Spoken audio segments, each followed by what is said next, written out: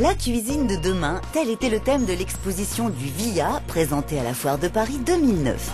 Pendant 2 ans, 10 écoles de design associées à 10 industriels ont planché sur les problématiques futures de la cuisine.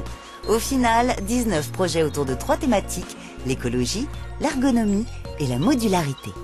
La première famille de projets concerne l'adaptation des infrastructures de la cuisine à la taille des familles. Donc on met l'accent sur la modularité, sur le fait que dans la cuisine on a développé la convivialité entre l'instant de préparation et l'instant de dégustation. Et c'est très étonnant d'ailleurs de voir les projets de ces jeunes qui sont souvent autour d'îlots centraux avec des infrastructures qui peuvent se développer ou se rétrécir en fonction des activités qu'on va développer dans cet espace. Ce projet est axé sur la convivialité et la prise de repas à plusieurs, par exemple dans les colocations ou les cohabitations familiales type famille recomposée. Donc tout se fait autour de cet évier.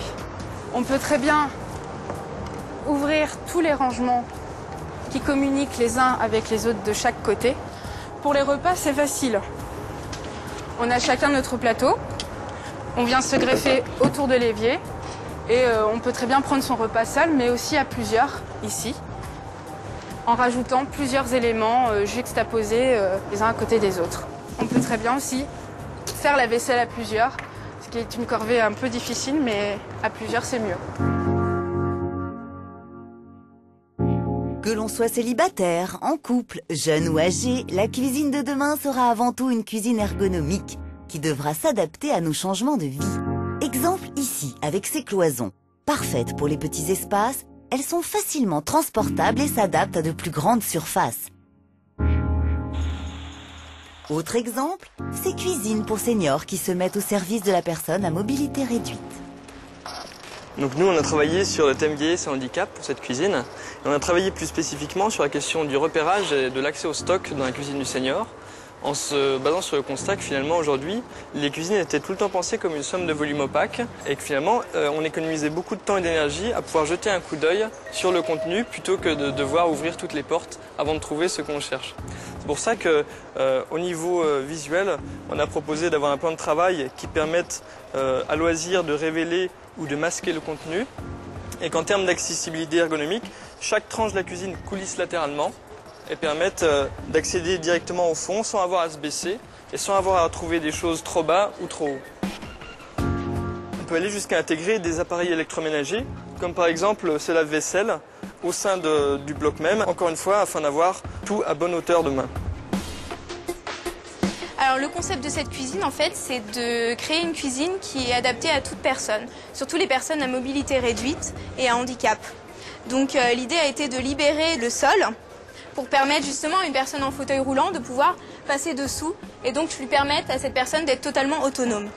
Donc pour cette autonomie justement, nous avons placé les commandes en flanc sur le côté. Donc en ce qui concerne l'évier, nous avons donc la commande d'eau et l'évacuation placée à côté.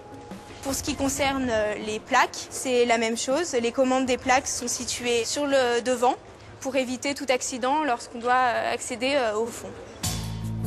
Enfin, dernier enjeu de la cuisine de demain, l'écologie.